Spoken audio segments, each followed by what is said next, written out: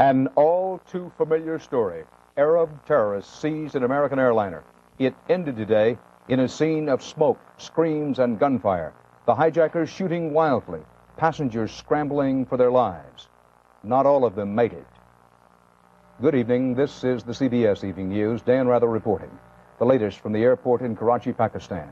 The Reuters news agency now says at least 17 people are confirmed killed. They include 2 of the hijackers. Most of them died in the chaotic gun battle that ended the hijacking of Pan Am Flight 73. Many more people, at least 65, were wounded by gunfire and rushed to hospitals. The kidnappers had held at least 350 hostages, including more than 40 Americans aboard the plane. They killed 1 American in the early stages of the siege. The end came suddenly. CBS News correspondent John Sheehan in Pakistan tells us what happened. Pakistani commandos were preparing to storm the hijacked 747, but according to eyewitnesses, were not yet in position when suddenly all the floodlights around the plane went out. The air conditioning inside the plane was also cut off. The civil aviation people might have known the quantity of supply of fuel inside the aircraft, and they might have calculated when it's going to run out. The hijackers apparently panicked. Survivors say the terrorists ran screaming through the cabins, forcing passengers out of their seats and herding them to the center of the plane. Standing between the terrified hostages and the cockpit, the hijackers began throwing hand grenades and firing into the helpless people huddled together. Wounded and dead fell in the aisles and between the rows of seats. The only person I saw injured was my friend's wife. They were sitting right next to me, and she had blood all over her chest. Hearing the explosions and gunfire, the commandos stormed into the aircraft, firing their weapons. Pakistani officials say 2 of the terrorists were killed in the plane and 2 wounded and captured. A 5th man, suspected of being a hijacker, is unconscious and has not been positively identified. The terrorists had told their hostages that they belonged to a group called the Palestinian Commandos. The wounded have been taken to several Karachi hospitals. In one emergency ward, doctors treated a wounded hijacker and said he will survive. The woman passenger in the next bed died. John Sheehan, CBS News, Karachi. From beginning to end, it was 17 hours of terror at the airport. Here is what happened. The 4 gunmen seized the Pan Am plane late Thursday night U.S. time, Friday morning in Pakistan. The aircraft had arrived in Karachi from Bombay, India. It was en route to New York. The failure here was the failure of the airport security system. The airport perimeter was penetrated by these terrorists in a very clever way at a very convenient time. The hijackers were dressed as airport security guards. They were armed with grenades and machine guns. While passengers were boarding, the hijackers ran up steps of the plane. They fired shots. Hundreds of people had already boarded. Many more fled when they saw what was happening. At this point, a cabin attendant alerted the crew in the cockpit. The cockpit crew took action that a Pan Am official later described as, quote, the best and quickest way to immobilize an aircraft. The Pan Am crew got out through their own special escape hatch in the cockpit roof. And we saw a crew member jumping out of the plane window, and we saw him catching hold of a rope. 2 baggage handlers, said to be Kuwaitis, were wounded in the shooting at the time of the takeover. Later, the hijackers shot and fatally wounded a passenger. He was Rajesh Kunar, a naturalized American citizen of Indian heritage who lived in California. They threw him onto the tarmac. He died in a nearby hospital. A Pakistani official talked to one of the hijackers, identified only as Mustafa. He quoted him as saying he was sorry about killing the American. What they said was that we have friends in Cyprus who are imprisoned. We just want to go to Cyprus to demand that those people who are our friends be released. The hijackers demanded a crew to fly to Cyprus. They set a deadline of 11 p.m. at 2 p.m. New York time. But the deadline had not even been reached when suddenly the lights of the aircraft went out. The hijackers started shooting aboard the plane. This afternoon, I talked by telephone from New York to 2 of the lucky ones, 2 American survivors in Karachi. It was about 9:15 or 9:20. The power went off on the airplane, and I slid myself down, almost in a fetal position, and stayed there. I was pretending that I was sliding down to go to sleep. And then, unfortunately, we did have gunfire break out.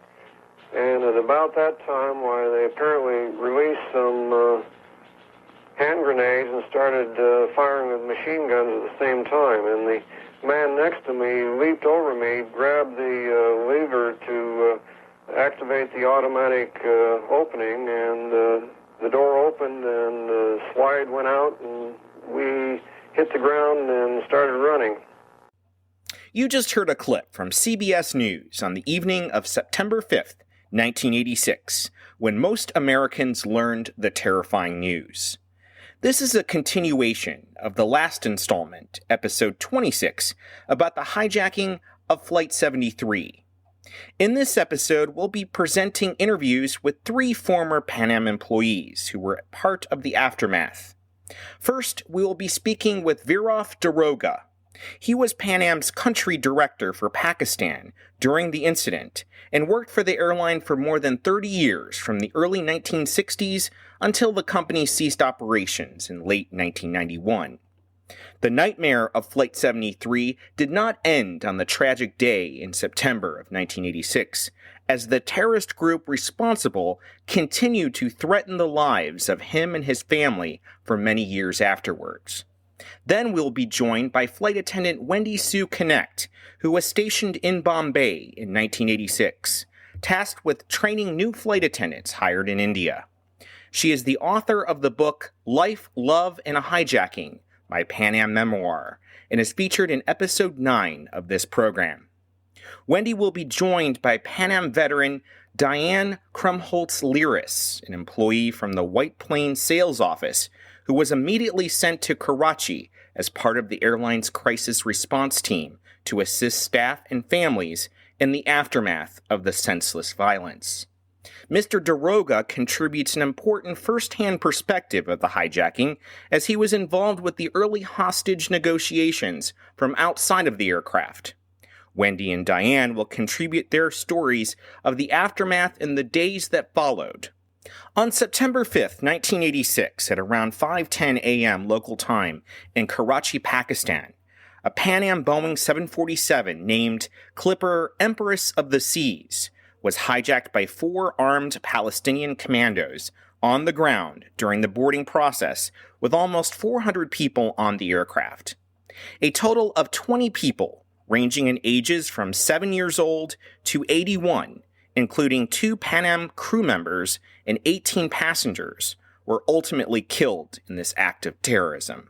22-year-old Pan Am senior purser Nirdra Banot died as a result of her injuries and was posthumously awarded India's highest civilian peacetime honor for bravery, the Ashoka Chakra Award, and became a revered national figure in India. 28-year-old Pan Am mechanic Maherdri Karas was also killed by the terrorists when they opened fire inside the plane. Both served their passengers with great honor and valor. A quick editorial comment. Over the last 36 years, there's been a lot of misinformation published around Flight 73. The last episode was over 2.5 hours, featuring first-hand accounts from 4 incredibly brave Pan Am flight attendants that were held hostage inside the aircraft and were eyewitnesses to history. This episode is over 1.5 hours about the same topic.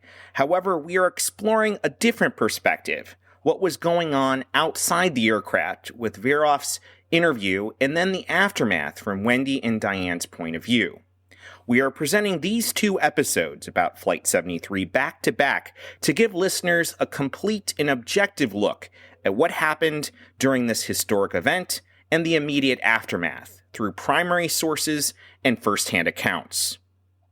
We caution that some of our listeners may find the graphic details in our interview and news clips to be disturbing. Listener discretion is advised. Now on to our interview with Viraf Daroga, Pan Am's country director for Pakistan in 1986. Thank you so much, sir, for joining this program. Why don't we start on September 5th, 1986? How did you start your day? So on September 5th, I got a call at 6 in the morning, and I was told that some people armed people had rushed into the plane and taken the plane. So I quickly dressed up and I called the U.S. Consul General I woke him up and he spoke to him and he said, I'm going to the office and we'll stay in touch. And I left my house and went to the airport. My house was not very far from the airport, and in 1986 there was not that much of a traffic in the city, especially at that hour. So from my house, I think it took me no more than 5-6 minutes to get to the airport.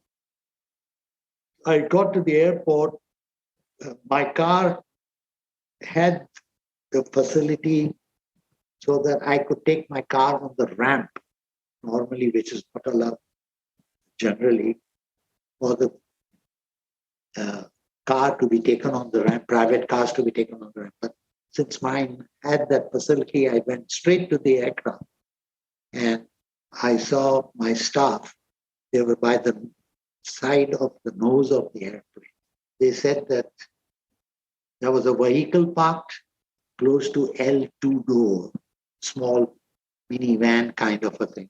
And my staff said they came in this vehicle and they just jumped out of the vehicle with guns and everything in their hand and rushed up and took the plane. And when we got close to the vehicle, there was still a lot of ammunition lying in the vehicle. Whatever they could carry, I guess they just took that, which they thought was sufficient to take the plane. So we said, we are not going to start the vehicle, we'll just push it, just in case if it's not wired, that with the ignition to blow up. So we pushed the vehicle, and when I started to push the vehicle, Safarini came to the door and said, if you try to move that vehicle, it'll blow up, don't even try it, this, that. But we ignored him because we were not going to start the vehicle. We gently pushed it to one side so that the officials could take all the extra arms and ammunition which was in the vehicle. Now, when they came and went up on the aeroplane, they used the L2 door. 3 of them were dressed in the airport security force uniform. One of them was not. One of them was wearing the normal attire of shalwar and kameez, which I'm sure you know what it is. It's like a loose pant kind of a thing and an open shirt. Because he wanted to carry some more ammunition, he took the shirt and tried to make it into a bag and put everything in it and rushed up. But when he rushed up, he dropped one grenade on halfway up the stair. When I first started talking with Safarini, both the doors had stairs, one at L1 and L2. And Safarini is the lead hijacker, correct? The Safarini is the lead hijacker. The first time when I went and spoke to him, and he asked me who I was, and I said, I just told him, I'm just a duty officer today because the head of Pan Am is not in town. I just told him that. And I said, I'm just a duty officer. What is it that we can do to... His first initial thing was, okay, I need better communication. And he said, have that step, which is that L2 door removed. That's what he told me. So I said, all right. And I signaled to one of my staff to come and remove the step. And as he drove the step backwards in reverse, the grenade which was on halfway up the stair came rolling down the stairway and was between my legs on the ground. What's going through your mind right now? I didn't even know that there was a grenade that rolled down, but it was my staff who saw this, and they signaled to me to run. And I looked at them, and for a split second, I couldn't understand why they were telling me to run. Till one of them made a signal, look down on the ground. And I looked and I saw the grenade was between my feet. But I also saw that the pin was still lodged in it. The pin had not drawn out or anything. So I knew that as long as the pin is in, it's not going to explode. And if I try to run, this crazy guy, Safarini, is going to shoot me thinking there's something that I'm about to do. So I said, okay, I'll come back to you in a little while and speak to you again. And he closed the door, and I picked up the grenade with my pen and handed it over to the officials. Wow. And you were calm it. and collected while you did all this. Well, I think people have asked me this question about what was my thinking during. I said I was so focused on trying to resolve the issue and how best to resolve the issue that I never for a minute felt that my life is in danger in any way, because I was entirely focused on how to get the people off that airplane without getting hurt. And what people have to understand is that in spite of my several requests to Safarini, that let the women and children go. Let the women and children go. When I first spoke to him with a bullhorn, that's what I told him. Later on, when we were talking to him on the aircraft from the radio, and when the gentleman was speaking to him in Arabic, he also said, let women and children go. But you have to understand that to this group of people, and they're the way they were, I suppose, brainwashed, mission is most important. Their mission was to fly the airplane out and to blow it up over Israeli airspace.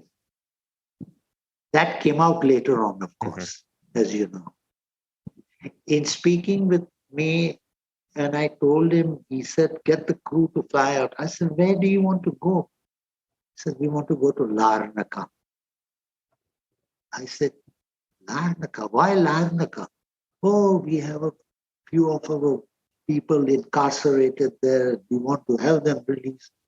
I said, if you give me the names of those people, I'll speak to the government officials here, who in turn will get in touch with the officials in Larnaca to see how we can resolve this.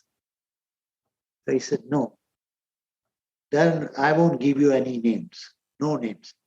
Why? Because that was a sham. They're not going to go to Larnaca to get anyone released. Look at Larnaca in proximity to Israel. The mission, blow up the plane over Israeli airspace. How did you find out that the pilots escaped? Oh, that when I got to the airport, the minute I got to the airport, I saw the device that they had used to come down, and I knew that the crew had evacuated. You know this, I don't know whether you're aware of how the cockpit crew can get out in an emergency from a 747. There is a hatch on top, and each one grabs a handle with a cable, and they jump out. And according to their body weight, they are come down at that rate according to their body weight. So I saw the airplane was in front of me with the thing and deployed. So I knew that they had left the plane. And even my operations manager who was there, he said, the crew is in our operations office. That's when I told him, put them in a cab and send them to the US consulate. Because you were worried about their safety? Not because I was worried about not only the safety, but the fact that at some point they might be pressurized to get back on the plane to fly it out. But once they are removed from the airport and in a place where no officials can get to them to bring them back, US consulate office, they cannot go in. Because it's sovereign territory, a consulate. Okay. Then the saga of the communication. I offered Safarini, when he said, I'm on communication, I said, would you be happy with a walkie-talkie? I said, I'll give you a set of walkie-talkie and I'll be on a walkie-talkie and we can talk. And he said, no, I don't want a walkie-talkie. So I asked the civil aviation people, can I get hold of an army field phone, which is the one that they use by cranking it up, and you can have a wire coming down and you can listen. Mm-hmm. And they said, I asked him, would you take the army cell phone, cranking phone? And he said, no, I will not accept that either. I want something better.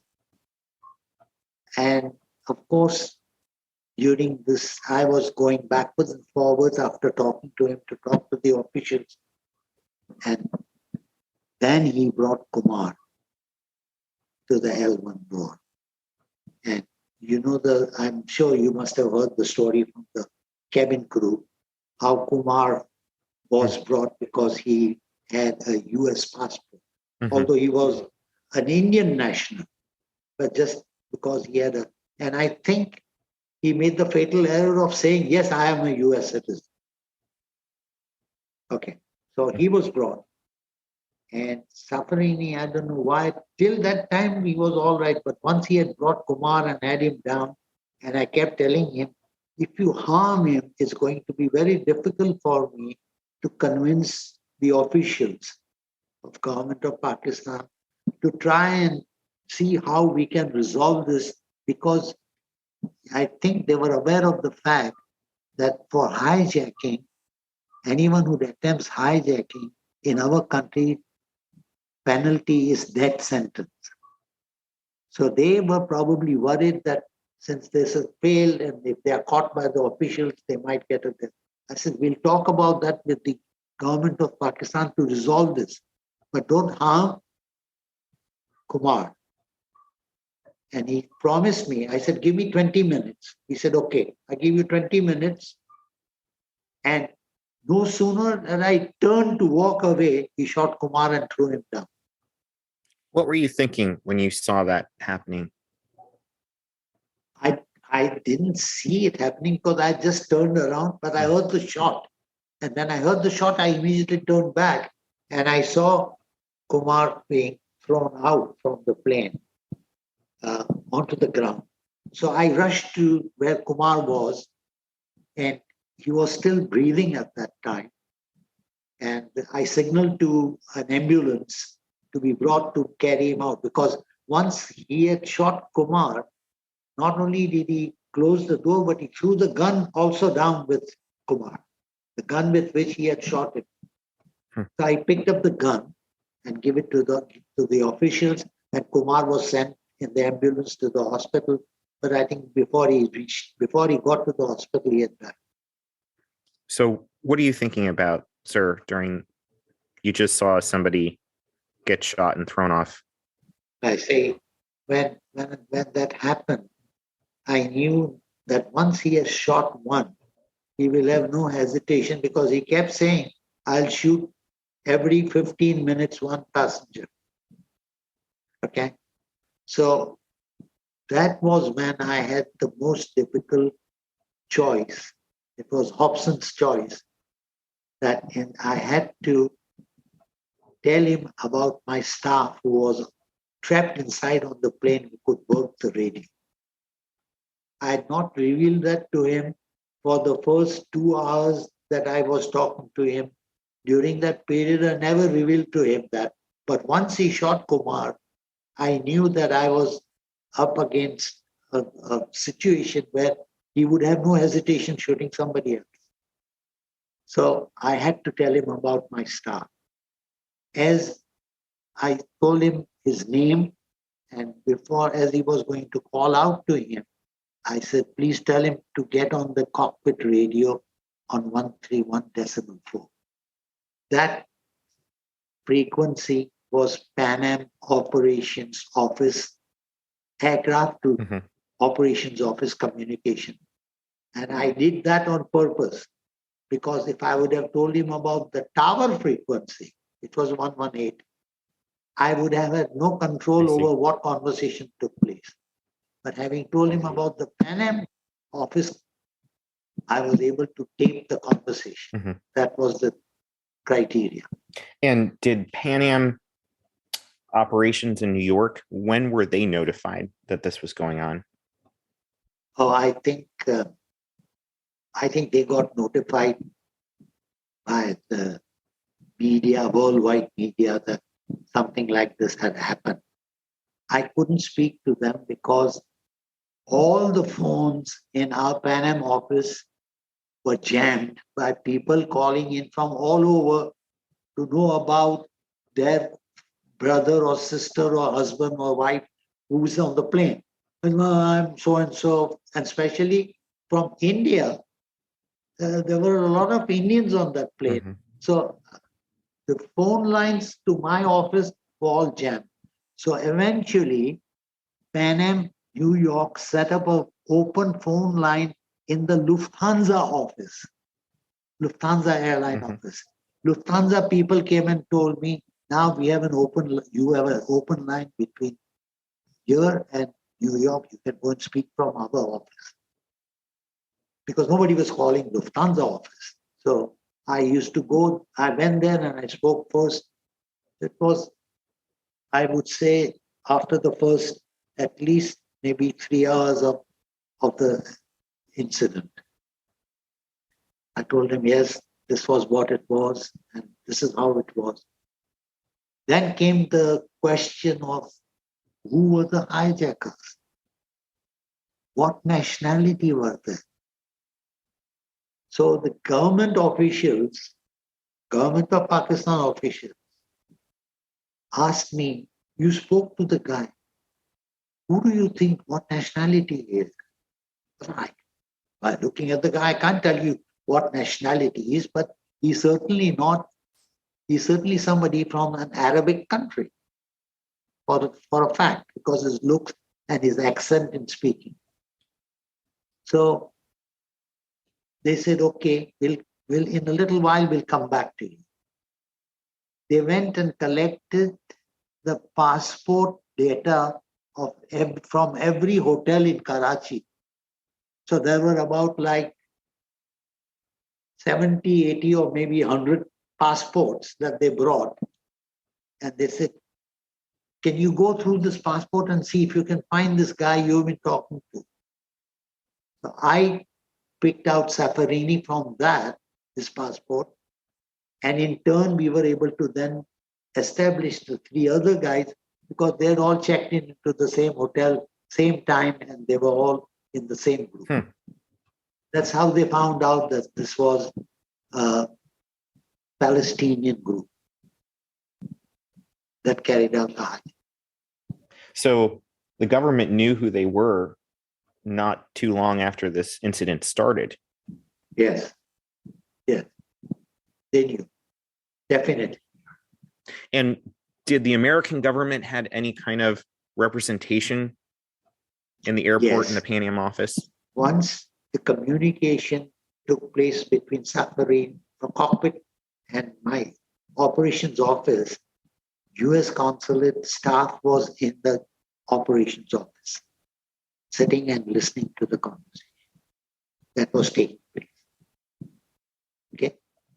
I suppose it was all right till that first initially when it was in English, but once they switch over to Arabic, but then they also had a government of Pakistan official sitting in the office along with the American national.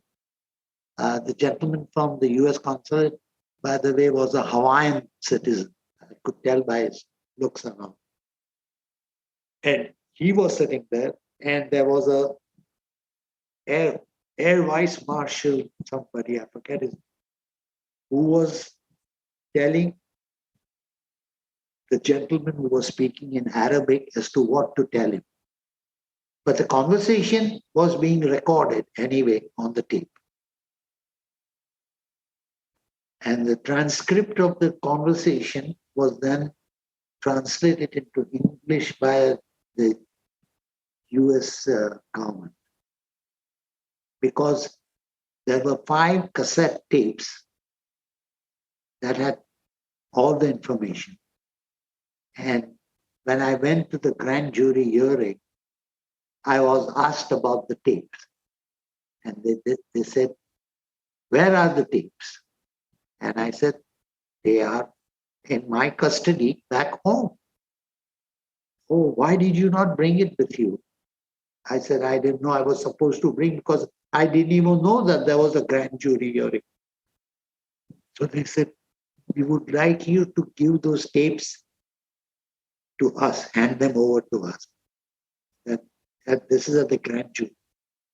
I said, I'll send you a set of copies. They said, no, we want the originals.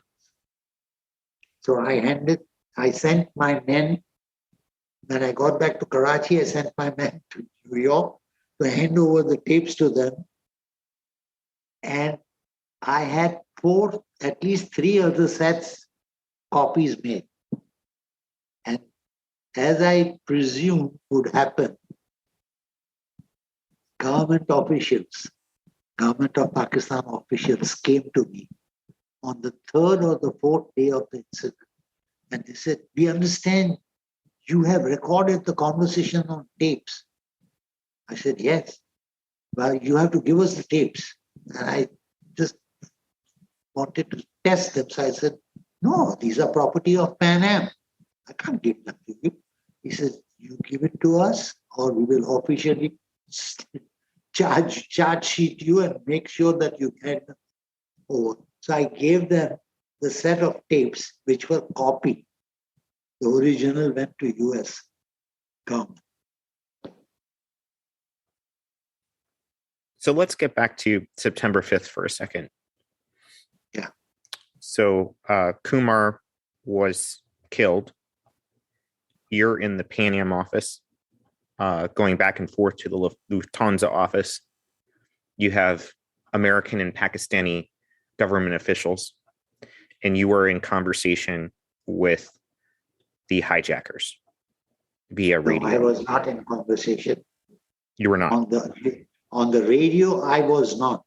I only initially wanted to make sure that what I had suggested had taken place, which was that the aircraft radio communication was linked up to the operations office.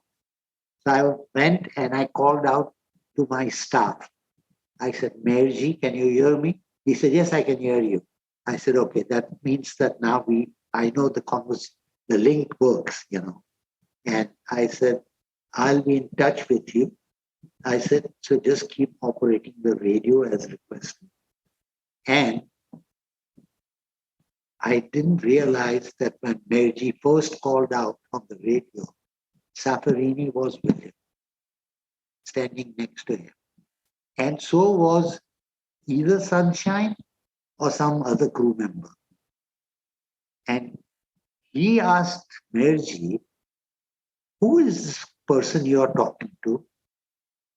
And of course, Mayorji didn't know that earlier I had told him that I was a duty officer and not the number 1 man of Pan Am in Pakistan. The Mayorji told him he is the director for Pan Am in Pakistan. He said, next time when he comes in front of me, I'll shoot him. Wow. The flight attendant, whoever that was, said, no, this is not the same person. He doesn't sound like the same person. And she just kind of threw cold water on the whole thing by saying it is not the same person. But that's how it was. And you heard all of this on the radio? No, I didn't. This business about Mayorji telling him who I was and his conversation was a statement made by the flight crew in their report. Each one of them, Sunshine, Shirin, so each one of them have given a little thing, and it's in there that this guy recognized my voice and asked who I was. So when you read this after the fact, what was going through your mind? What was going through my mind was, how do I get the 300 odd passengers off the plane safe and sound? How do I make sure nothing untoward happens to them? That was in my mind. How do I get what kind of support will I get from government of Pakistan on this?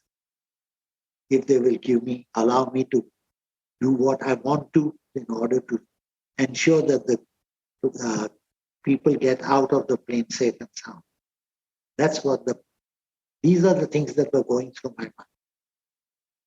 After you established radio contact with the aircraft and the Pan Am office, who was the person that was communicating with the hijackers? Initially, I made the contact and I spoke to him. And I think subsequently, because I didn't stay in the Pan Am office all the time whilst this was there, I walked out of the office to attend to other things, that were taking place. So I think the official of the government of Pakistan was trying to talk to him. And he said, Safarini said, I want somebody who speaks Arabic. So they were wondering how to get hold of somebody and they found out that there was a gentleman who worked for Saudi Arabian Airlines in one of their offices who could speak Arabic. So they went and got him from the office and told him, now you talk to him in Arabic. That's how the conversation went. So once the conversation went in Arabic, and I couldn't understand a word of it, so there was no sense in my hanging around to listen to the conversation. Mm-hmm. That's how it was. So walk us through the rest of the day from this point forward, from your perspective.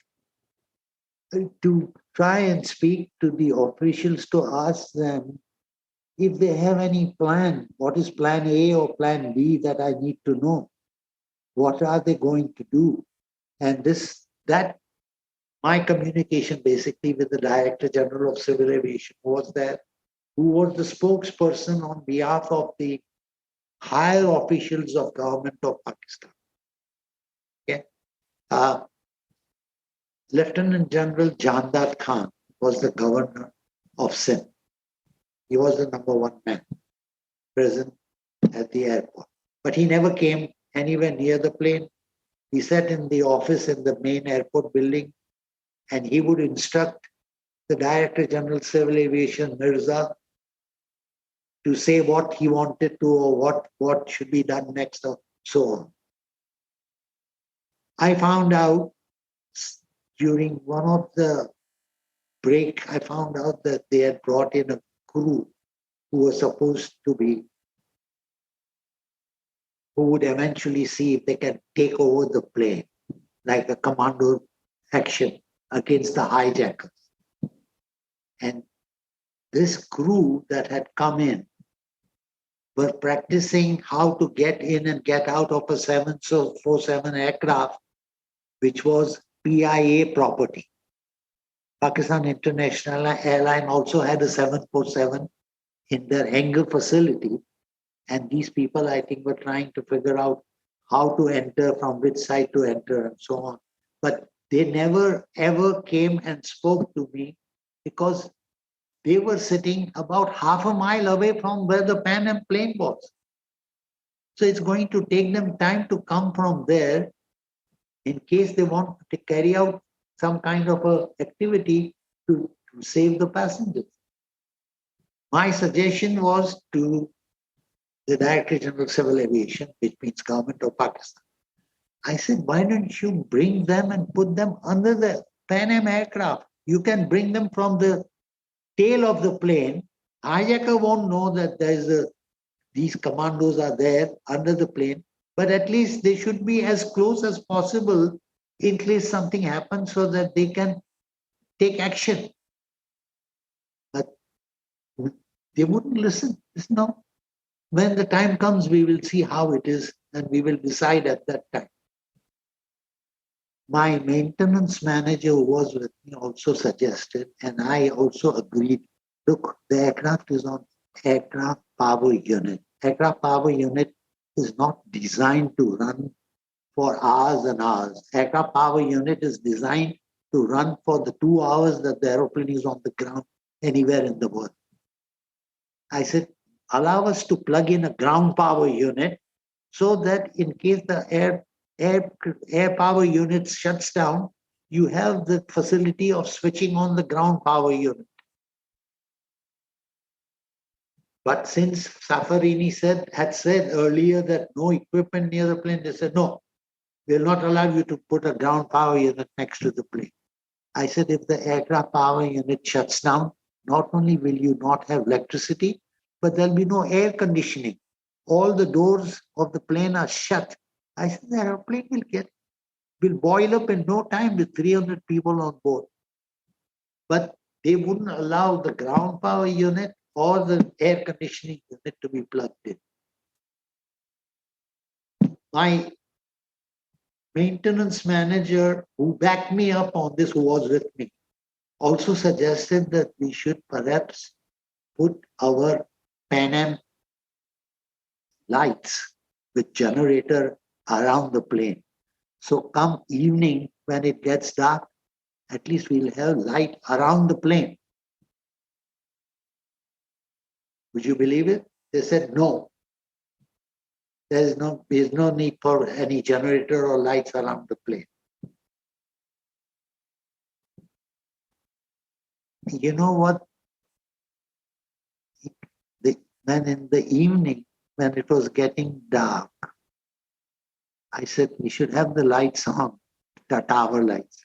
Instead of having them on, they had the tower lights near the plane off. All around the airport, the tower lights were off. So when the APU failed late in the evening, and then it was they lost radio communication. They realized the aircraft was facing oil company facility of Caltex. Caltex had an oil facility building right next to the ramp area of the plane. And our aircraft was facing that. So I went up into the Caltex building and I looked, and that's when I found out that the APU had shut down because Shirin, I think, was standing in the cockpit with a piece of paper in her hand covering the bright light because the hijacker ordered her to do that. You see, when the APU failed, the emergency light in the cockpit, which comes on, is very bright. So when I went up into the Caltex building and I looked into the aircraft from the windshield of the plane, I could see Merji, I could see the hijacker, and I could see the crew holding the paper on the light. And that's when I went back and I told them, we have a problem because now there's no APU. The airplane will heat up very quickly.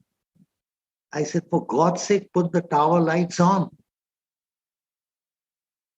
Now, you're not going to believe what I'm going to tell you next. It was Mirza, the Director General of Civil Aviation, myself, and the airport electrician, 3 of us in a vehicle, went to the aircraft where the aircraft was parked to switch on the light. I told the guy, just switch on the light.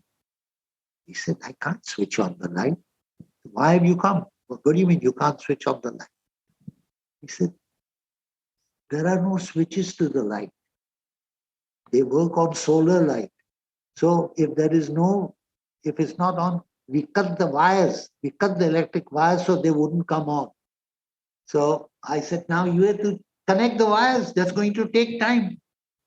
And true enough, as I'm speaking and Mirza and I are on the ground, I said, let me go and at least talk to him, Safarini, to say, okay, we are putting the lights on.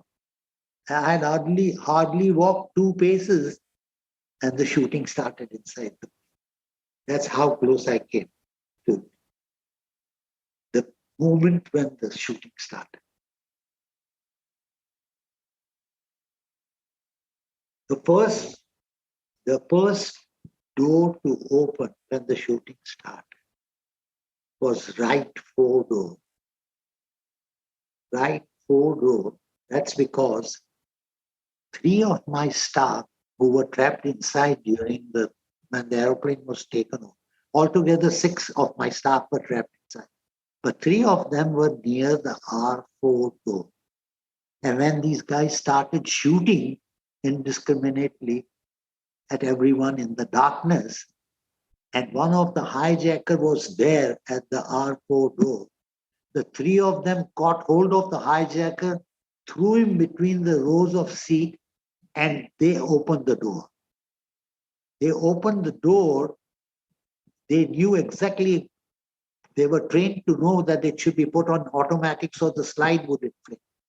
But the first staff of mine that jumped out from the plane, he hit the ground even before the slide had inflated. He was hurt on the head and he was taken to the hospital for treatment. But that was the first door to be opened. And after that, the other doors, other slides of other doors started to open. And of course, the wing exit doors were opened and people started jumping out on the wing, trying to come out from there. When you started hearing the gunfire, what was going through your mind at that time? Oh, there's no question of anything going through my mind. I knew that this is it. There's hell broken loose. If they're firing inside, of course, I couldn't tell whether how much damage they're done with the firing. But as the flight inflated and my staff came down and they said they're shooting indiscriminately. So I knew that a lot of people must have been killed inside. I was fully aware of that. But by grace of God, when you think about 300 odd people in a confined area and only 20 get killed, it's just unbelievable, especially when they lobbed grenades and automatic weapon shots. Most of the people who got killed were the Indian nationals. They got killed. And severely injured was Catherine Hill. Catherine Hill was one of the passengers on the plane. She was very badly injured. Her whole back had been blown up practically. She was one of the 3 or 4 who were evacuated immediately to Germany from Pakistan for treatment there. She survived. Her father was working for MI5 or MI2. He sent me a very nice letter after the incident. What would you like people listening to know about Flight 73 and the people that you knew that were involved and what you experienced? Once the people had jumped out, there was a gentleman from Bechtel, US national. I knew him. He and his wife were on the plane. He also came down from right 4 slide, came down and stopped to talk to me because I knew him. And he said, Viraf, they're just indiscriminately shooting and lobbing grenades. So you can imagine what goes through your mind. You sometimes think that at least more than 100 people must have been killed with 300 people on board and with all the shooting and all that.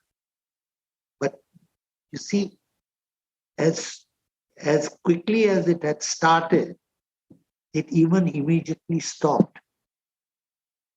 And I feel that there would have been more people there if they had not accidentally shot Safarini. His own men accidentally shot him.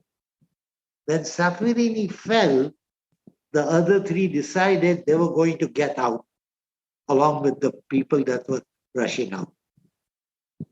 Whatever they had thrown as way of grenades, whatever bullets they had fired, that stopped immediately as Safarini was injured.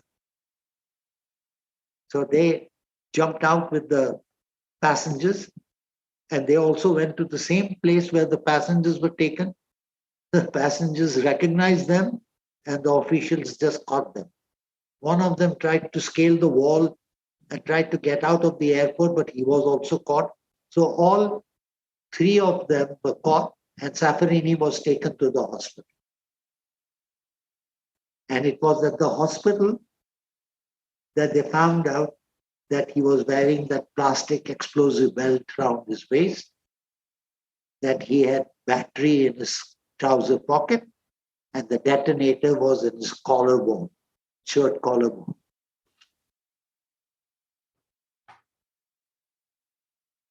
Wow.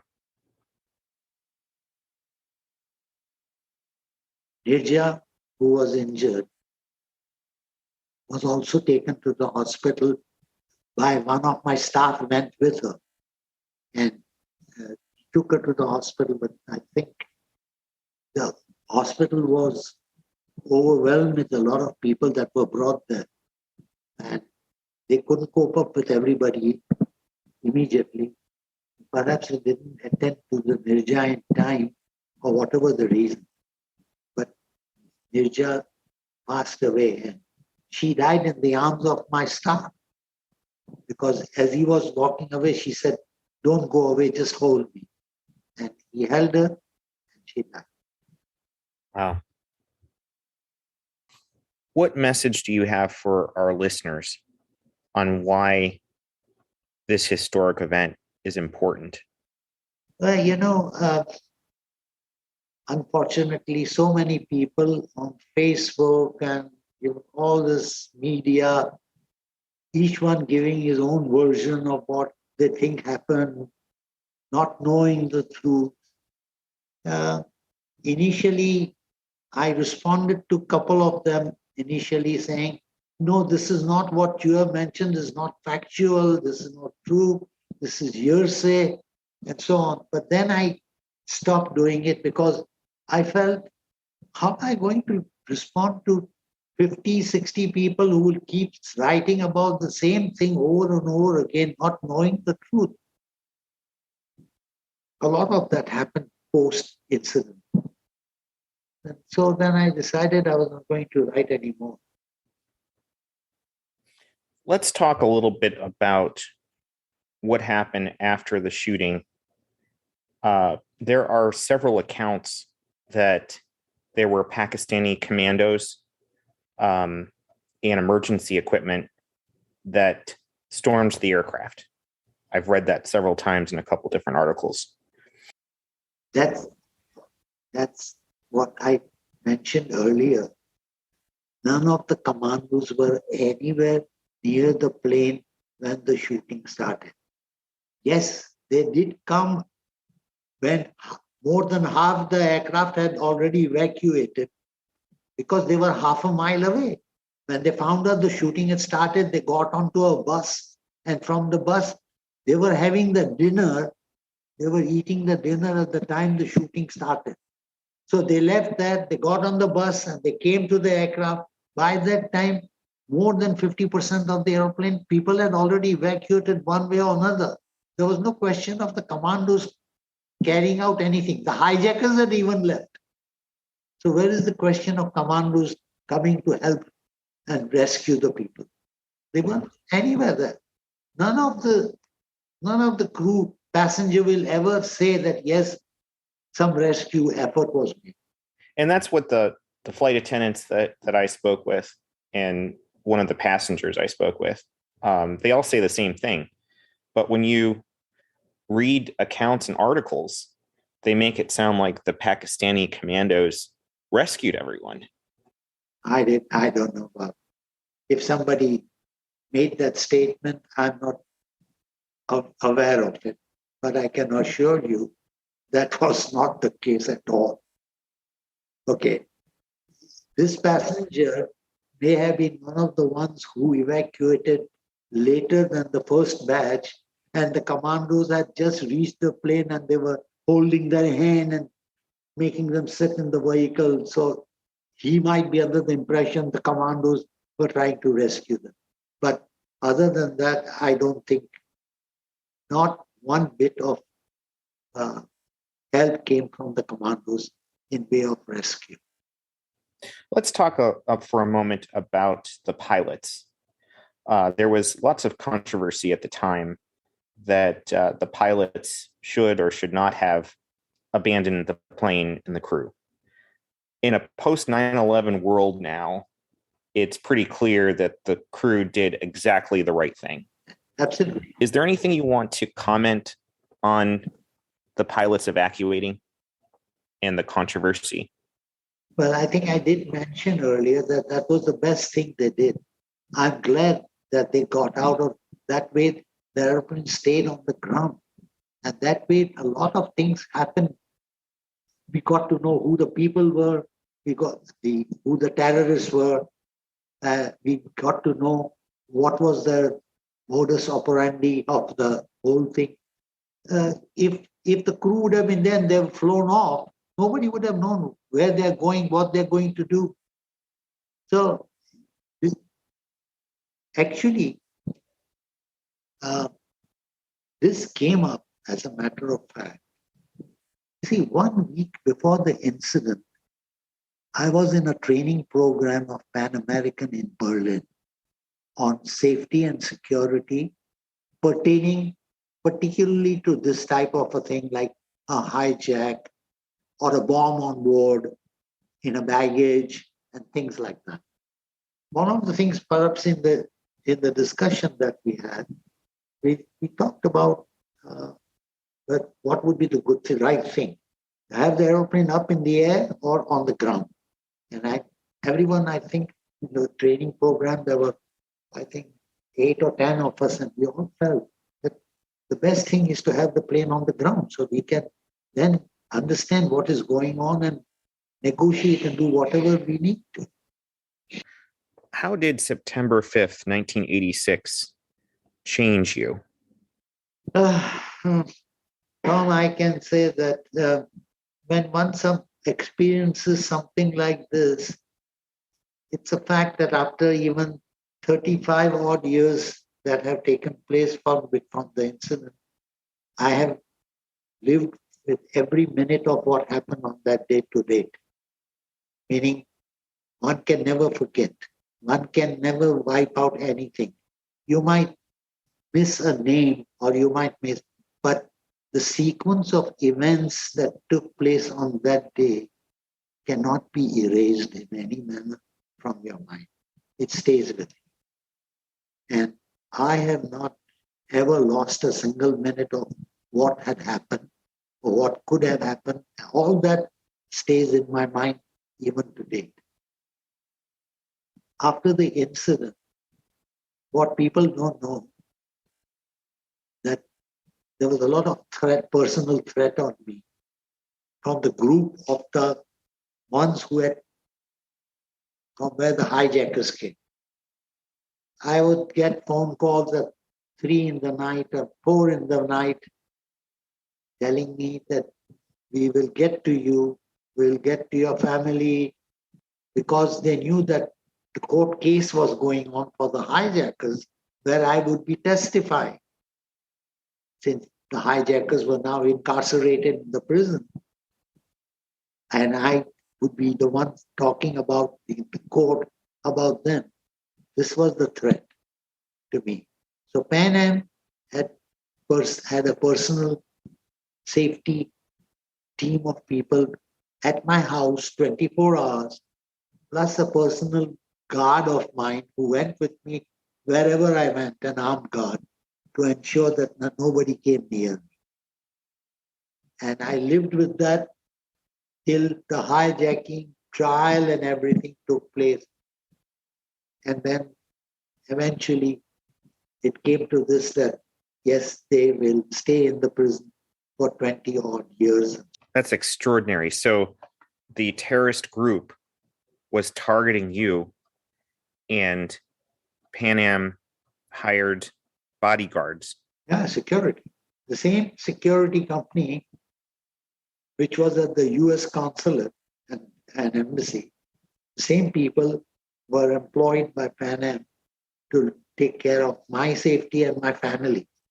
They were armed security people at my house 24 hours, and there was an armed bodyguard that went with me wherever I went. So you not only went through the horror of Flight 73 on September 5th, 1986, but you had to live like this for how long? The Pan Am guards stayed with us at our house till the closure of Pan Am. So 1991. Yeah. Wow. So it's 5 years. It was September 1986 to 1990. Wow. And the personal bodyguard of mine. Now, I generally don't mention this to others, but here is the thing: how life changes for everybody.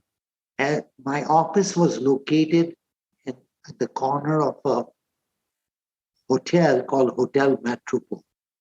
That's where the Pan Am office was. So in order to come to my office, I would come in the vehicle, park my vehicle somewhere close to my office. Sometimes I may be a few 100 feet away from my entrance of my office door, so I would park the vehicle and walk into my office.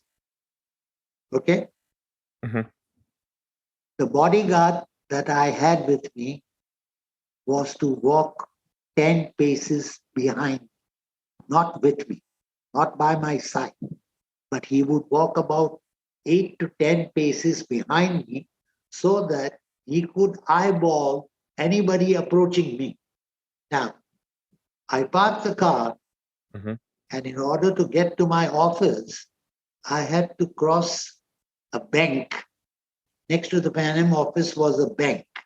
I had just crossed the entrance of the bank, heading toward my office, when an alarm from the bank went out for a theft. A hooter sounded.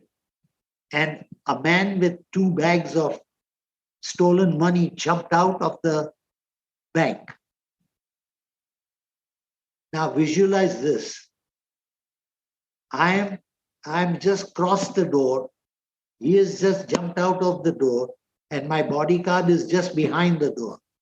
So what do you think happened? My bodyguard caught hold of that guy. But that was his fatal mistake, because no one man ever comes to rob a bank. There'll always be somebody to assist him. So his accomplice was sitting on a motorcycle. He got off the motorcycle and shot my guard in the head and killed him on the spot. Oh my gosh. And both of them escaped. Wow. So here's another experience to my life. You can write down. You not only had to go through the hijacking, but you and your family had to live under armed guard for the next 5 years. And an unrelated incident of you walking to work past a bank, there was a bank robbery. Yes. Your bodyguard was trying to stop the robber, and his accomplice shot him in front of you. Yeah, his accomplice shot him in front of him. As he shot, I didn't realize that he had grabbed him, but when I heard the shot, I turned around to look, and I saw my bodyguard just fall on the ground, and this guy jumping onto the motorcycle and running away with his accomplice. I mean, this is extraordinary. So how did this affect your family? Oh, yeah. My children were small at that time. Not small, but they were teenagers. I don't know how. Maybe my daughter can explain to you how she felt at that time. Hi. So from my siblings, I was the only one left at home. My sister had married and left, and my brother had left very soon after high school. They were both in the US. So basically, I was there. And of course, it was an invasion of privacy because there were always these people, there at home. And in one way, yes, you did feel secure and safe. But at the same time, you also wanted the freedom of being able to come and go as you please. And I knew my mom and dad was very scared whenever I had to go anywhere alone. Looking back, I can well imagine what must be going through their minds. But at that time, when you're a teenager and you have a car, and you don't want to be answerable to anybody about your movements. At that time, I thought it was a real invasion of, everybody sort of bearing down on me. But all said and done, when maturity hit, finally, I realized that it was for my own good, that they needed to know where I was and what I was doing at all times. Yeah. Interesting. Thank you for sharing that. So let's talk a little bit about Pan Am for a moment. So you worked for Pan Am for over 30 years. Looking back, what would you like our listeners to know about your experience? How was your experience special with Pan Am? During the 30 years with Pan Am, I started my career on the engineering side. I joined Pan Am on the engineering side. I'm an aircraft licensed engineer, having worked on every conceivable airplane from DC-3, DC-4, DC-6, L-749, L-1049, the whole caboodle, right from DC-3 to 747. So basically I started my career on the engineering side, and I worked my way up into other areas, the flight operations and so on, and then eventually marketing. And I started in the absence of the US National, who was the head of Pan Am at that time. Whenever he was out of town, I used to, on his behalf, be the head of the Pan Am. And eventually, Pan Am decided to make me the head. And so I was the first native of the land that became the head of Pan Am in 1980. And 1982, there was a bomb attack on my office, which I had just left the office, and somebody just blew up portion of my office. In 1983, a Pan Am aircraft in bad weather went off the landing strip, was buried in the ground, and I had to dig it out and take it out from there. So that was another experience. And then in 86 was the Pan Am hijacking. So when I went to see the chairman asked to meet with me shortly after the Pan Am incident in the month, I think it was in December when I went to see him. The incident had taken place in September. Ed Acker was the chairman of Pan American. And I went to see him, and he said, I don't know of anybody who has had an airplane go off the runway and salvaged it. I don't know of anybody who has had his office bombed, and I don't know of anybody who has done a hijack thing. He says, you are a complete individual in our opinion. He was just joking with me. But yes, these are the things that happened in 30 years. Pan Am, I think I experienced everything that one can experience in a 30-year lifetime. So yes, there's a lot of fond memories about certain things too. Yes. So these are the things that happen in life with someone who can never forget them. Well, I'd like to thank you for your time. I know it's been a difficult topic talking about Flight 73 and also the aftermath of Flight 73 and the 5 years that you had to live under armed guard. But also, thank you for sharing all your Pan Am stories, and thank you for everything that you've done for this great airline in the 30 years that you've worked for it. And it's been a pleasure talking to you. Thank you. Thank you. Before our next interview with Wendy and Diane, let's take a quick listen to a report from the American news program Nightline that aired in the early hours of the morning of September 6th, 1986. It includes interviews from victims recovering at the hospital. The clip is about 4.5 minutes long. Thankfully, the predicted casualty count at the beginning of this report was overestimated, and only 20 passengers and crew were killed, with over 100 injured. This is an expanded edition of ABC News Nightline. Reporting from Washington, Ted Koppel. It is a trite observation, but it is also true. The hijacking ended as quickly as it began.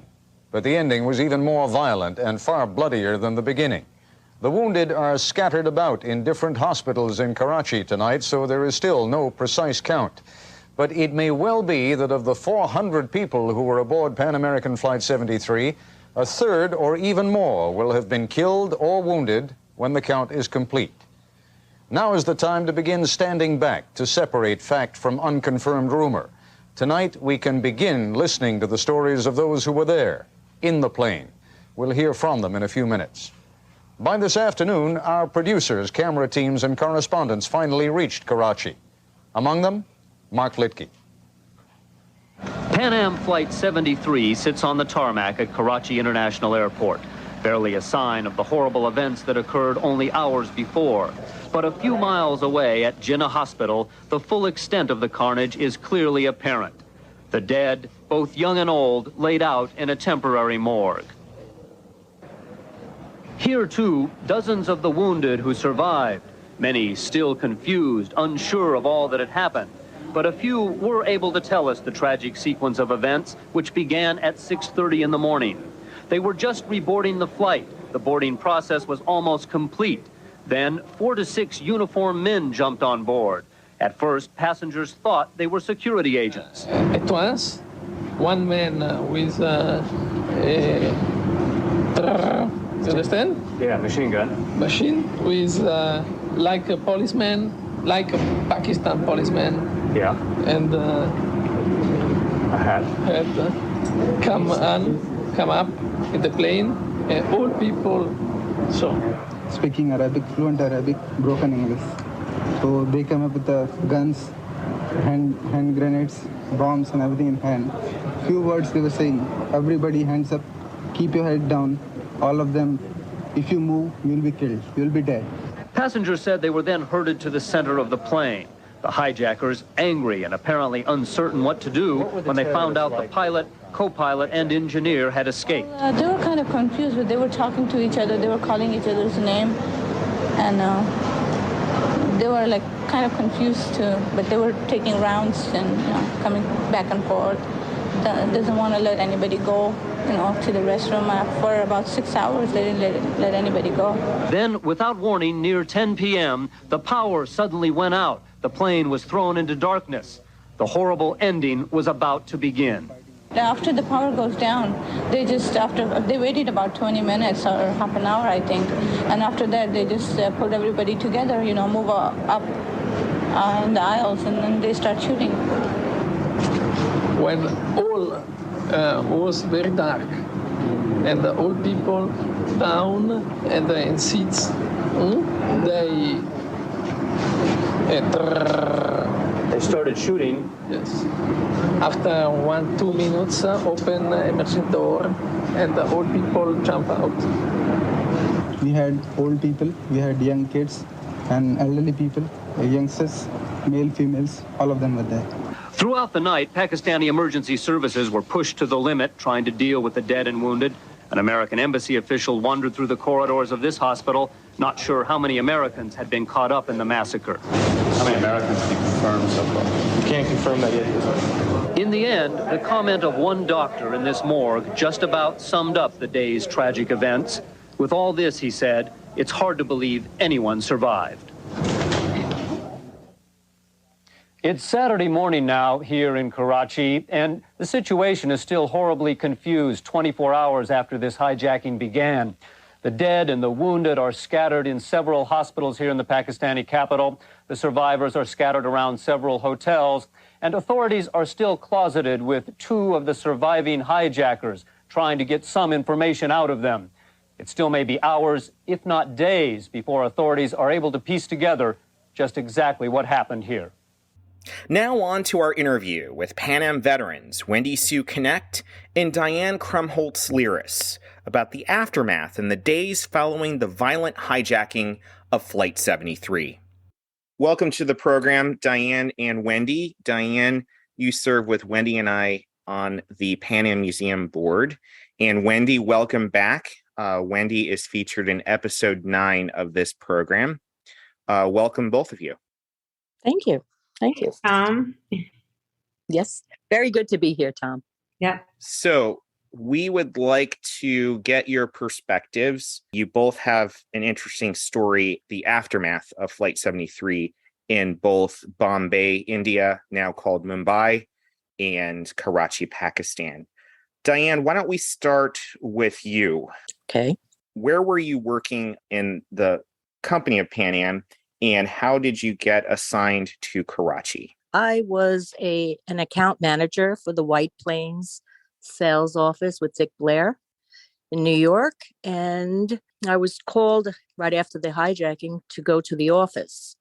What we did is we created a home base, and while I was there manning the phones, I got another call from Dick Blair telling me, okay, go home, pack your bags, and just go straight to the airport. You are assigned to go help with the incident. So what they did do is they used the sales force as goodwill ambassadors. So I just had enough time to go home that day, change, pack my bag, and I was off to Kennedy. We went from JFK straight to Frankfurt. We still didn't know what our assignments were. They just said, just be there. So when we got to Frankfurt, they briefed us and then they assigned us. At this point, there were 3 of us from the White Plains sales office. Howard Morris, I believe he went to India, and Monica Clark, who is an ex-Pan Am flight attendant who happened to work with us in the White Plains sales office. She and I were assigned to this family, the Sanchala family, and we took them. It was Dr. Sanchala and his nephew, and we went straight to Karachi. So we got there about like 3:30 in the morning, local time. This wasn't until Monday morning, so after midnight. And basically, we had enough time to go to our rooms, freshen up, drop our things, meet back in the lobby, and head off to the hospitals because we really didn't know where everyone was. So we went to like 3 different hospitals. That was an experience in itself. So the brother-in-law of Dr. Sanchala, he was okay, just in shock. His wife, she had some scrap metal in her leg, and she wasn't too bad. But their niece, she was 15 years old. She actually had a bullet in her lung. So that's what we had to do. We had to go around and make sure that everybody was okay. And that was a long morning. And then, of course, after that, we went back to the hotel to freshen up and rest. And we're told to go to the ticket office, so the main office, where Viraf Daroga and his team were. Wow, he is, I have to say, what a professional and amazing man. So when we got there, they briefed us again on what we needed to do. So we had to, at that point, I remember going to find their luggage. I remember going to the room with all the luggage, with all the bullet holes in it. It was. Now you have to remember, we were very young at the time. I was 29, and the flight attendants were even younger. So this was a big experience. I had never been to that part of the world. It was very different. The people really are truly wonderful. And then I kept meeting up with our family. We made sure that they were taken care of. And the brother got out of the hospital. We had to wait for his sister-in-law and finally his niece. So, we had to take care of all their luggage and their paperwork and their visas and whatever else they needed at the time. This took quite a few days, and every day going for briefings, every day seeing what we had to do, keeping in touch with New York. And, towards the end, it took a good 7, 8, 9 days when it looked like maybe we can think about going back home, because we had to make sure, of course, his niece was okay. And Wendy, I understand that you were on the same plane earlier that day on September 5th in the early hours. You were flying from Los Angeles to Frankfurt to Karachi and then on to Bombay. And it was the same plane. Once it got onto Bombay, they refueled, cleaned the aircraft, restocked the aircraft, and then it became Flight 73. And your flight was Flight 72. Walk us through the day for you on September 5th, 1986. Well, I had previously spent about, a few months in India doing training with all the new Indian flight attendants. And so I got to know the families pretty well, and obviously the families and the flight attendants, who were just amazing and wonderful. So I went back after our assignment. I took a leave of absence, and I left on September 4th. As you said, my flight went LA, Frankfurt, Karachi, Bombay, and you get in about 3 a.m. and when I got off the plane, waiting in the jetway were the flight attendants ready to board they were in the transit lounge waiting for the flight, as you say, to be cleaned and restocked and everything. And we just, we're so happy to see one another. We just hugged, and it was just such a proud moment because this was really their first flight with Gold Wings. They'd passed their 6-month mark of probation, which all flight attendants are on probation until 6 months. And so I was just so proud, knowing we'd been through this whole process together. Even we did our training in London, and then we did the training in Bombay, where I and the other supervisors, a couple of us would go on each flight when they went Bombay, Karachi, Frankfurt, and back. So it was just an incredible moment when I got there to see them, and then they went back on the flight, and the rest is history, as you know. So when I got to the hotel, I remember being woken up, just out of a sound sleep with this awful news. My friend was like, "You're not going to believe this. Flight 73, your flight was hijacked." So that was completely earth-shattering. And then later on, obviously, when we realized what was happening, and we didn't really know exactly what was going on because the flight was still being held. And all the news we really got was from the television, and we knew the flight was being held in Karachi. We didn't know. And I remember when Mr. Kumar was shot, and the whole thing was just terrifying, sitting there watching. And of course, we called crew scheduling right away to find out, what's going on. Is there anything we can do? Or actually, it was operations there. And that's how, obviously, after the whole disaster, the ending of that terrible hijacking, I got very involved with the aftermath of,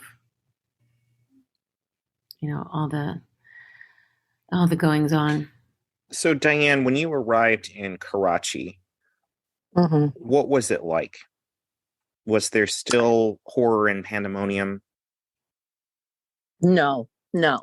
It was kind of surreal. There was like a silence around, and everybody was very somber, and they were very good. They just whisked us off and took us straight to the hotel, the Intercontinental Hotel there. It was like the door closed. It was pretty quiet, kind of surreal. And then, of course, once we, went to the hospitals and then back to the office, the reality of everything did hit us all. It was very emotional, totally emotional, especially when the families all reunited and all. Of course, it was like very early in the morning. And Wendy, once you talked to the Pan Am scheduling office, what happened next? Oh, well, of course, they were like, stand by, we're going to need you. And then once the hijacking was over, I think it was the following day, they had a bunch of us that went out to the airport to greet the recovery flight, which was an Air India flight. And we had heard, that there were a lot of injuries because, as you know, some of the doors opened without slides, and we had people jumping off wings, and flight attendants and passengers, especially, what I knew about mostly was the flight attendants that had injured their backs and their necks jumping off, a 747 wing, which is about 18 feet, 20 feet. And so they were not in good shape. And then our job at the time at the airport was to kind of do triage, direct people. They had ambulances around, and we were to figure out like who needed to go where. And once people started coming off that plane, I would just never forget it, because you don't realize that these people didn't have a chance to change their clothing. They were all in their original clothing that they had on when they left, and so many were bloodstained. And then there were people that had been treated in the hospital in Karachi that were, bandaged, heads bandaged, arms broken. So much, there was so much damage from the shrapnel and bleeding. And then, of course, we also, our hearts were just broken because Nirja's body was on that flight. And that is when I met Mr. Banat, Nirja's dad. And he was, he was obviously a wreck.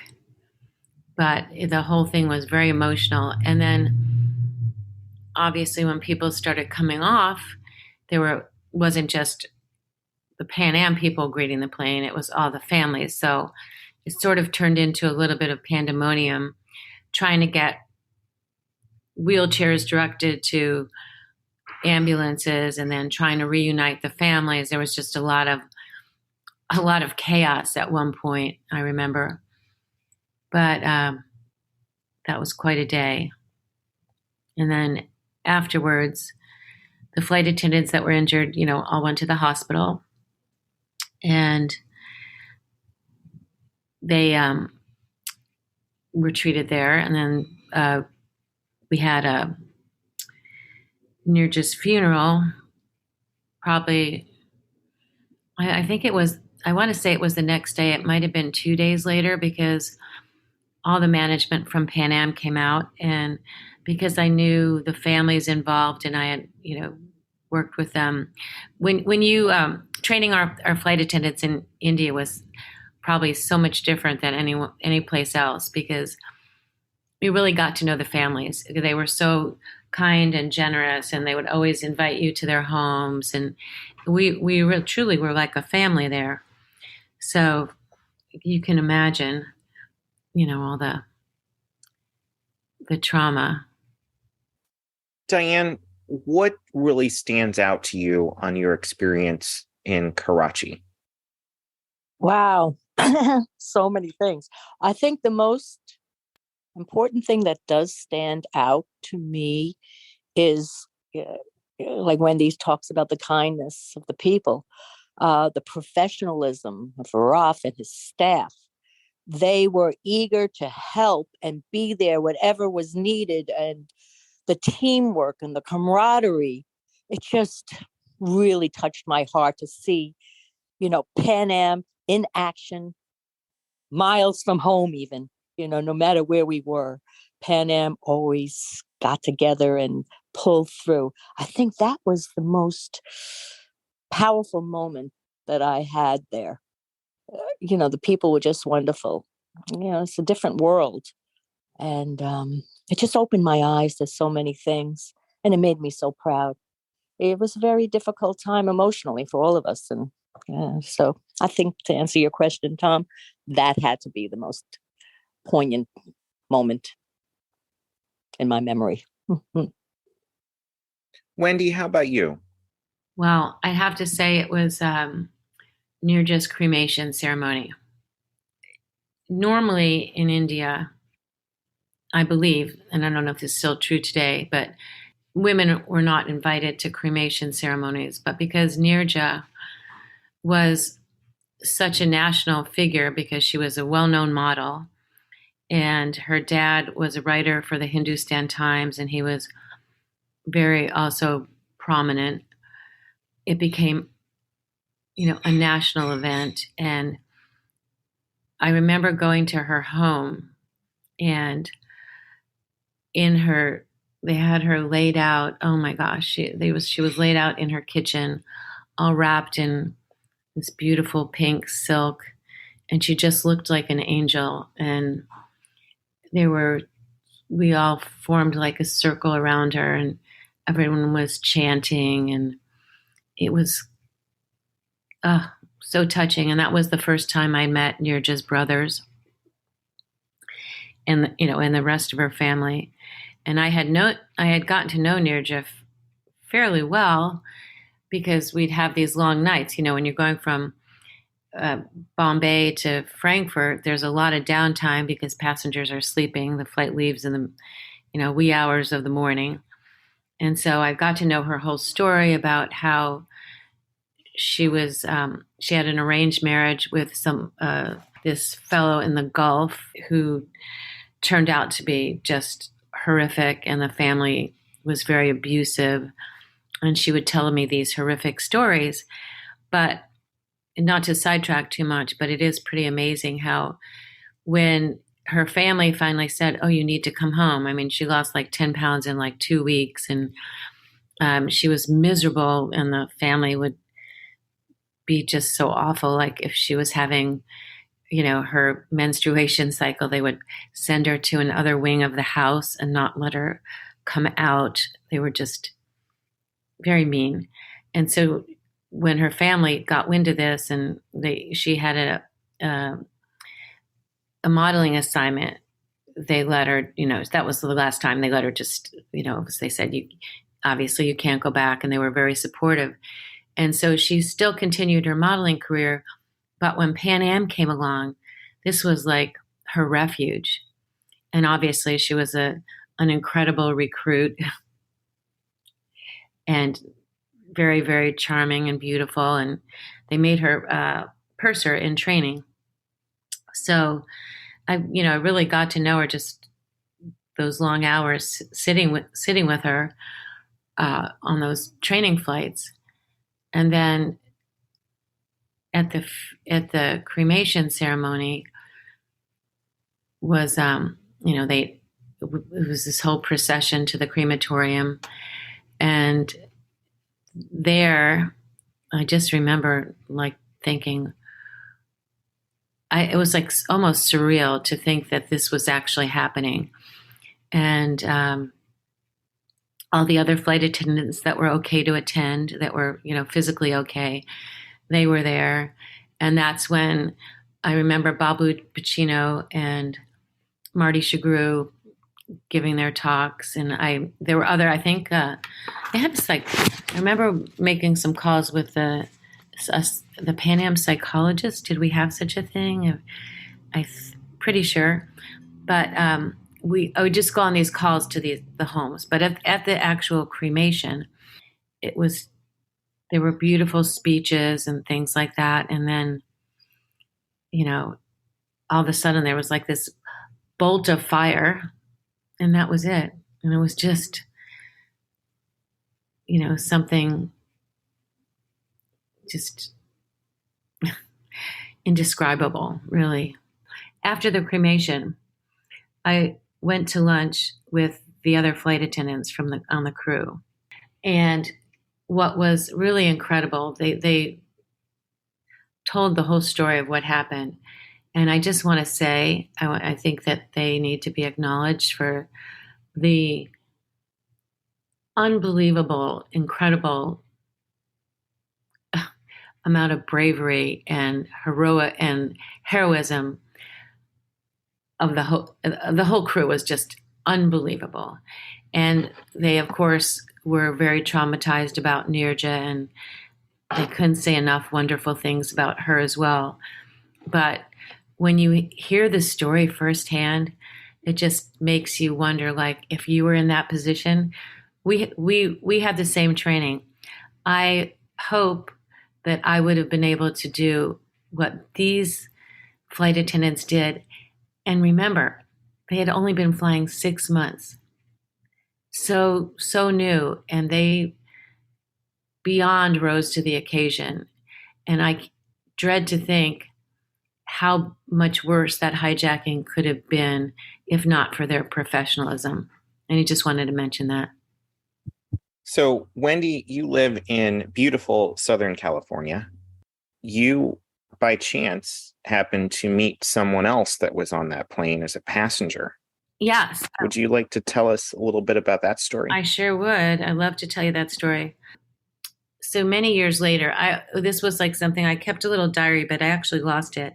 And I always thought I have to write about this someday. And so 30 years later, I actually wrote my book. And then coincidentally, 30 years later, Bollywood did a movie about the hijacking called Nirja. So one thing led to the other. When the movie was in the works, somebody wrote on one of the Facebook pages. They asked a question, and somebody said, "Oh, you should talk to Wendy because she's just written this book." So anyway, we decided, because it was such a monumental event, and the movie was coming out exactly 30 years later.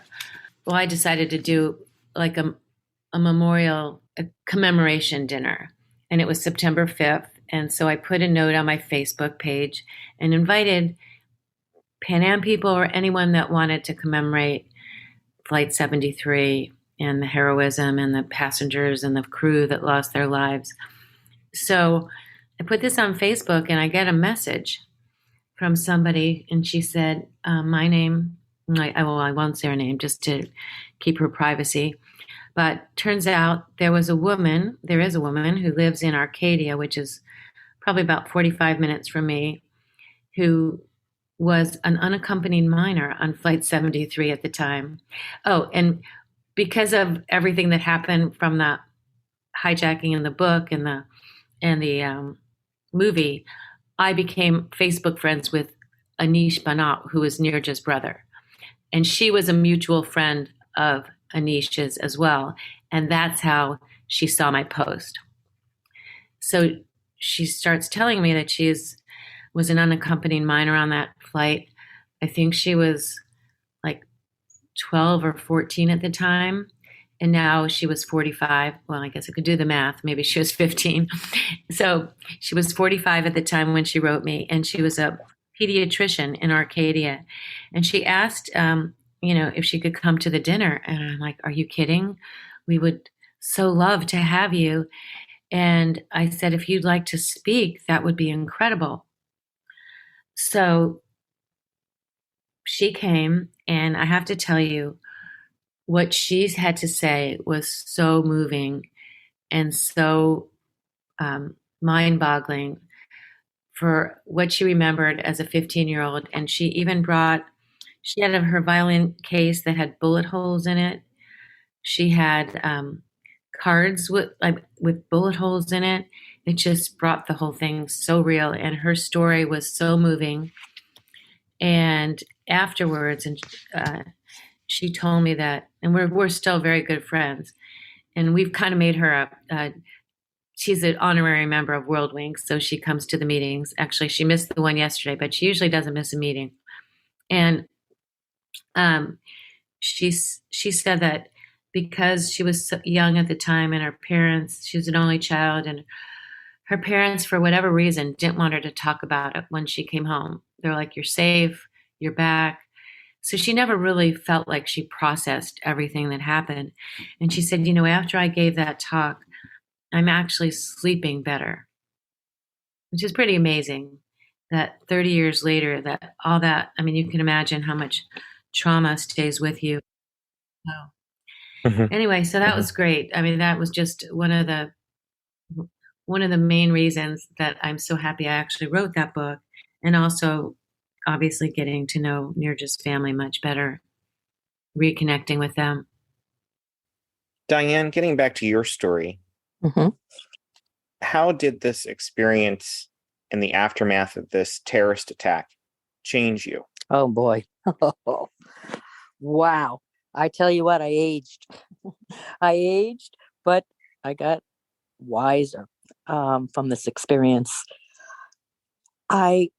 I've kind of lost myself in this whole thing because you don't think about yourself at all. You just get so wrapped up in the experience of what happened and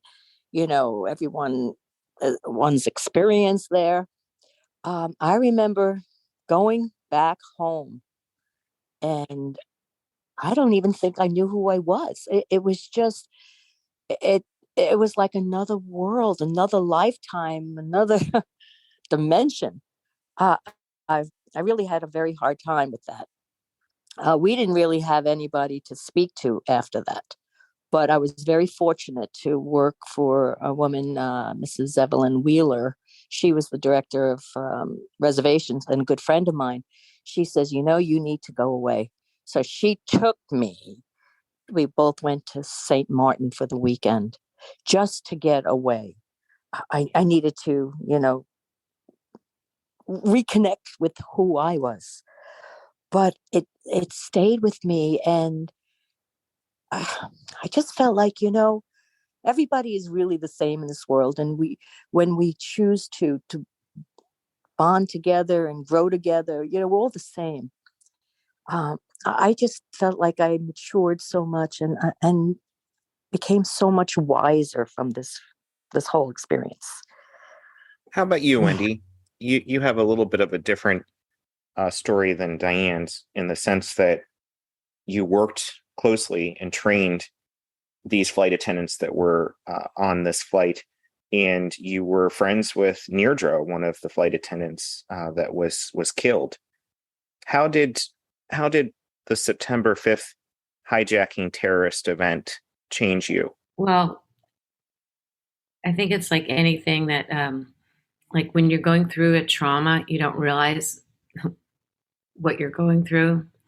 And I think the aftermath of it, in many ways, how do I put it? Because it was such a horrible, horrible event, but there were so many things about it that were also uplifting in a way, to know that, how people can rise to an occasion and like nobody knows what you're capable of until you're through it. And I had the benefit, not like Diane, because she went home right away. I stayed there for a while. So the whole experience became much more real to me, afterwards, and after, like, I was able to process it there. So that might have helped me a bit. But I'll never forget, and I wish I could remember exactly which flight attendant said this, but at that lunch, we were talking about everything, and one of the flight attendants said, whatever happened had to have happened, because that was just their philosophy of life. And they said it was a really good thing that the American flight attendants weren't on the flight, because the hijackers were looking for Americans. So they had the unbelievable magnanimity, is that the right word? Yeah, they were like to say that they were glad it was them and not us. And me, that's just such a, what a beautiful,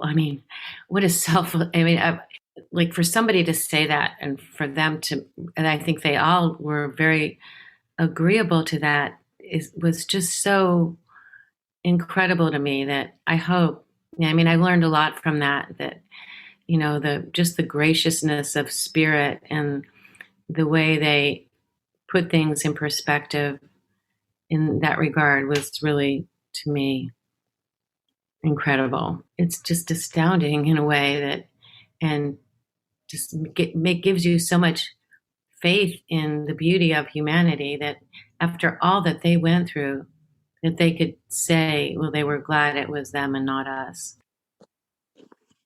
Wow. I've never heard your story, Wendy. That's pretty intense. I mean, it's like, well, you were in India and I was in the Karachi section. You see how every piece of this puzzle all fits together, and, it's become part of our lives. And I'm so glad I did go through it. Not that it happened, but I'm glad I did go through all this. Right. And like, you don't want to say that an experience like an experience like that was enriching, but it gave you so much faith in the human spirit. That's all I could say. Yeah. On one level, obviously it was like the worst thing I've ever experienced, but I can't imagine for them how horrific. Mm-hmm. But yeah, it gives you faith in humanity. Yeah. Exactly. I just want to say that Pan Am really went out of their way to make everything right for everyone. I mean, they paid for everything. They sent the people home first class. They made sure that they wanted for nothing. I just want to say, too, when I came back home, I stayed friends with them. And I actually went to the 15-year-old niece's wedding later on. Oh, sweet. Yeah, and A Small World is... later on, their son, not the son of the niece, but Dr. Sanchala, his son became a friend of my brother-in-law. So it's a very small world. To add to that, and next February, I'm going to the wedding of Nirja's cousin. So Anish, her brother, sadly passed away about a year ago, but his wife, I still talk to, at least once a month, at least. And their son is getting married in February. So I'm so honored to go to that wedding. And I was so honored to give that award for the Pan Am. Do you know that there's an award called the Pan Am Nirja Banat Trust Award? And it goes every year to a woman in the country in India who's done something to above and beyond to help her fellow humanity. And I was really honored to give that award in 2019, and also to spend time with Anish and Shanti and the whole family. And they both have been Anish and Shanti have been to our house a couple of times, and they came on one of our World Wings cruises too. Oh, nice. It's amazing how such a tragic event, I don't want to say it has a happy ending, but there's positive things that come of these things. Mm-hmm. Absolutely. You're so right. Always. Yeah. I learned that life was an ever delicately balanced process, and how important it is to derive as much joy, love, and pleasure from each and every breath we take. I mean, I learned to appreciate life so much more, because you never know. Look at us today. And so many things are out of our control. And that I think of that one thing all the time, that whatever happened had to have happened. Like you do everything you can do to make things go well, but then so much is out of your control. And accepting that is really being able to accept that as a gift. Amen. Well, thank you both for your time.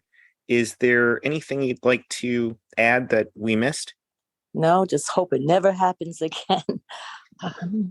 Thank you, Tom. Thank you for having us, allowing us to share our story, because it's part of our lives. Well, thank you both for coming on the program. And to our listeners, I work very closely with Wendy and Diane. The three of us serve on the board of the Pan Am Museum. So the next time you're in New York City, take a trip out to Long Island to see the Pan Am Museum within the cradle of aviation in Garden City, New York. And Tom, you are amazing. Thank you so much. Thank you so much. Thank you. Take care. Bye-bye now.